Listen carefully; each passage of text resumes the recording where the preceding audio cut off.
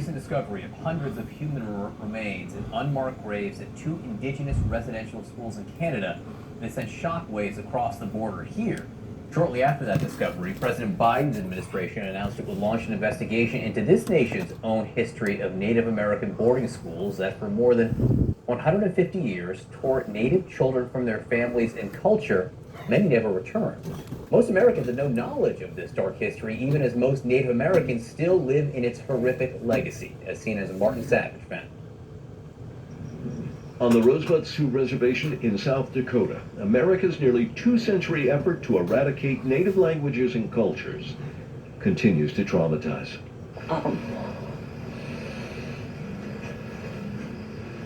Was it a hard day? Yes, it was. In 2015, Mallory Arrow went to Washington, D.C. with the tribe's youth council. They stopped at a former Native American boarding school in Pennsylvania. Getting there, I didn't feel anything. I felt like I was supposed to feel getting to the school. But it wasn't until we got to the grave sites. They found graves of Native children their age from their very own Sijangu Lakota tribe, taken from their very reservation more than 100 years ago. This should be an eye-opener for everybody in knowing the movement during that time that was more than what people originally thought.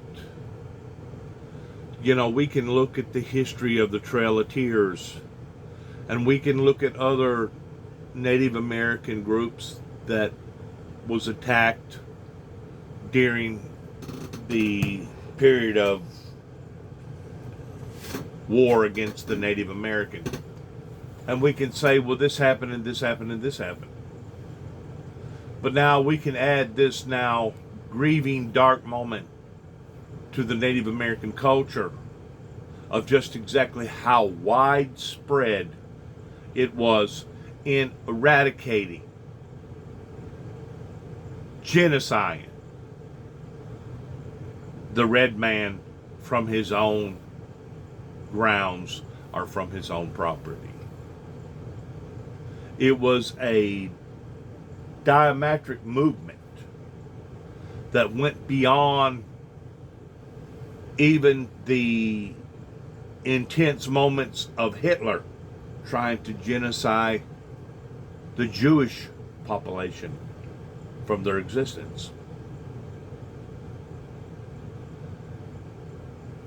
I personally believe that it had something to do with the spirituality of the Native American, of how cruel, insensitive that the Europeans that had come over here to dominate and dictate, that they had made it up in their minds that they was going to eradicate the red man, and it didn't matter how humble, how nice, how sweet, how polite, how gracious that him or her may have acted, they was going to eliminate this being from their existence. Now you can get some sort of a in-depth idea pertaining to crossbreeding, of how come it was despised and looked down upon by the white race of anybody who had integrated with the red man as far as having integration with half-breeds, of making sure that their DNA still lived. And I go back to the DNA because their DNA was different. If you'll follow the roots of going all the way to South America with the Mayans and the Cocopalis and all the other groups, I believe that this was one group that survived during the Ice Age that had to remigrate into another area just in order to survive. I believe that they come in somewhere up towards Alaska and eventually come down through Canada, and that's where they made their final stand here in the great country of America that wasn't even called America at that time. For this to have happened, it literally brings tears to my eyes to know that a society such as the European society really and truly thought that they could dominate and eradicate the Native American people. It is so cruel. It is so callous. It is so unbelievable. And I didn't know these things until I wound up going to MCC in downtown Chicago, and I studied in their library pertaining to the Native American tribes. Information that you just don't get taught voluntarily here in America about. You have to search it and look for it to find out what actually occurred during the time that it occurred here in America. And it was so frightening to me. It was such of an eye-opening moment for me to have read those things and know that the hidden history had been tucked away for the viewing of the rest of the world. Please listen to this. This is a very, very important part of our culture. It's a very, very important part of our existence here upon to the planet. We all started crying. Like, we all felt that energy there. It's like mourning a relative you didn't know you had. They left with one question. Why don't we bring them home? I mean, we didn't have an answer for that, you know? Why don't we bring them home? During the 19th and much of the 20th century, generations of indigenous children in the U.S. were forced into boarding schools, many run by religious organizations or the federal government, part of a campaign to assimilate them into white Christian culture. Take the Indian out and save the child was kind of the talk back then. Many children suffered sexual, physical, and emotional abuse, malnourishment, and disease. No one's really sure how many died. But the more than 900 unmarked grave sites found near just 2 Canadian schools is a grim indicator of what could be found in the U.S. If you look at the numbers here from the United States, we had twice as many schools.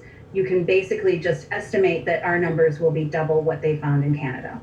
Many tribal leaders believe the generational trauma from erasing people's identity directly relates to the chronic issues on reservations today: poverty, addiction, suicide.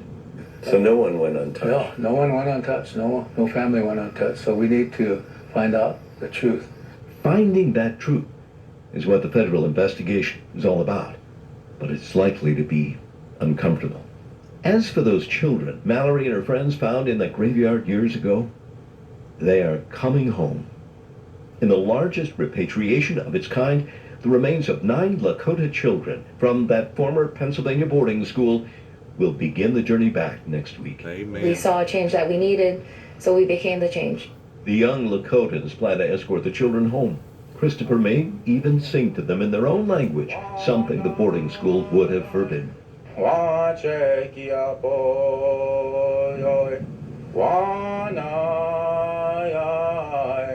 it the end of something, or really just the beginning? It's the beginning. There's so much more boarding schools that we have yet.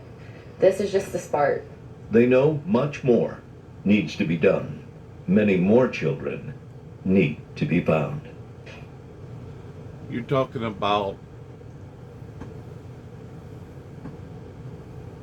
a group of people that was misunderstood. A group of people that had been stained by the European man simply because they did not want to buckle, bow, or bow to the white man's ways. Now we can look back and see what the red man was talking about as far as the contamination of not just the United States, but the contamination of the planet.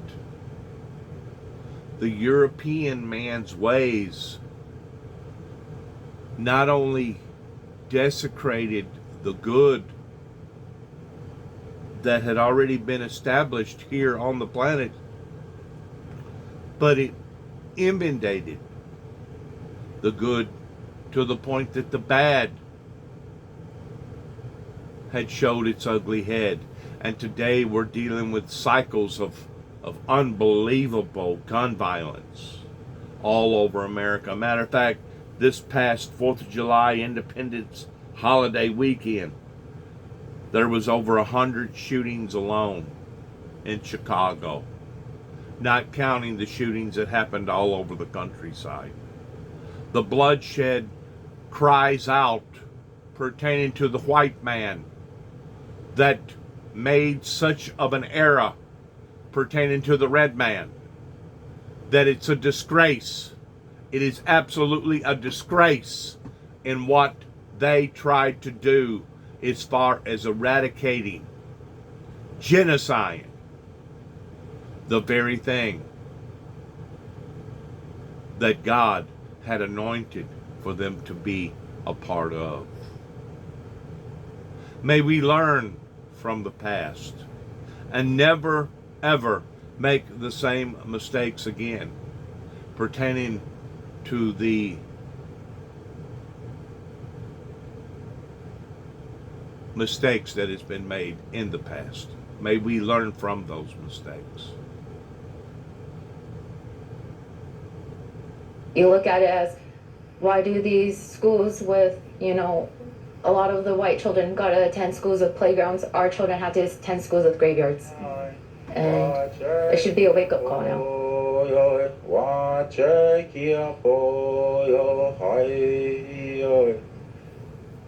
This is the Veterans Cemetery on the Rosebud Sioux Reservation in South Dakota. It's a place of honor, and it is where those children will finally be laid to rest, each one of them dressed in a buffalo robe in the Lakota tradition. As for that investigation, many Native leaders are for it, but they fear a lot of those records were lost or destroyed long ago. They also worry that it will stop short, that it will only identify potential grave sites, unidentified positions all across the country, hundreds of them, but it won't bring the children home, which is what the tribes and the nations most dearly want. John? I'm going to go as far as putting myself out on a limb to say that the Navajo people in Colorado, going into Pueblo, Colorado, down towards Albuquerque, New Mexico, they called them, at that time, the cave dwellers. They was not affected near as much because that area had not yet been disciplined or taken over by the European man until basically the gold rush occurred, the silver mining, and etc. But it still affected their culture. It still affected how they thought, what they thought, how they thought, what they believed, how they loved the land, and knew that the creation that the Creator had created was something that we was to cultivate, and something that we was to look upon as it being sacred.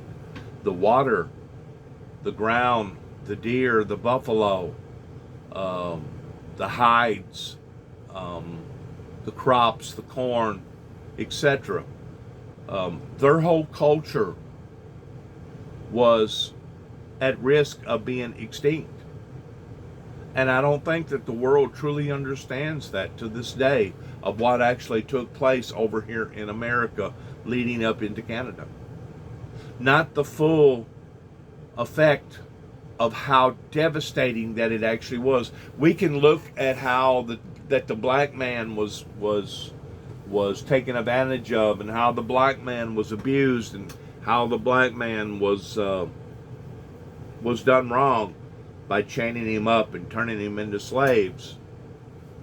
And during that same process were these evil, demonic Europeans was coming over here wanting to dictate and rule with an iron fist, with their guns, with their musket. We only knew bits and pieces and parts of what had occurred in America. Now, hopefully, another page of the truth will come out in a special tribute for the Native American people. Martin, such an important story to tell, such important history to learn, and so much important truth still to discover here. Thank you so much for doing this for us. This morning, confusion after Pfizer says immunity to coronavirus is waning and booster shots may be needed very soon. The CDC and FDA say, not true. What you need to know next.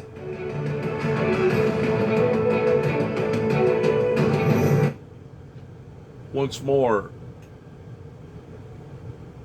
the shadows of darkness that fell upon to the American land during the time that not only the black man was being crucified, but the red man was being crucified, goes beyond the depths of anything that has truly been discovered in the form of it actually being told, to where people today could wrap their minds and their hearts around the cruelty that actually occurred. And it wasn't just in Wyoming or Nebraska or northern Wyoming or up towards Canada. It was all over this country, even down in Florida, places down in Alabama, of different types of tribes. If you'll really, and once more, it's something that you have to apply your life towards wanting to know what occurred, because they're not just going to up and tell you these things ordinarily. It's kind of like wanting to know how the next adventurous space age is going to be. You have to apply your thought and your ideals in that area just to want to know about those things, because they're not going to voluntarily tell you these things, because the vast majority of the people ain't concerned about wanting to go to the moon or go to the Mars or what's going on in the cosmos. Just like the vast majority of the people aren't concerned about the history of not only the black man but also the red man. These are areas that you have to really, really be devoted in wanting to search out. And in today's modernization of the computer and Google, you can do that. You can find out bits and pieces of the truth of what actually occurred towards wanting to eliminate, desecrate people from their own homes and from their own identity. Thanks again for listening. We want to thank CNN for their special broadcast in this area of the Native Americans, the indigenous people, and good luck to all of us as we go forth in understanding and hopefully thriving into a better way of life. Thanks again, and good luck to all of us, and shalom.